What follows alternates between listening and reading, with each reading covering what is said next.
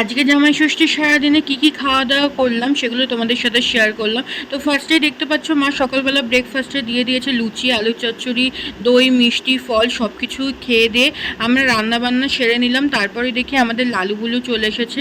এরা ডেলি আসে ঠিক এই লাঞ্চের টাইমেই। তারপরে মায়ের হাতে ফল মিষ্টি সব খেয়ে তারপরে ওরা যায়।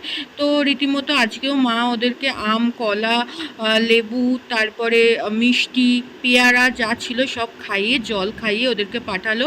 ওরা চলে যাওয়ার পরে আমাদের লাঞ্চের টাইম।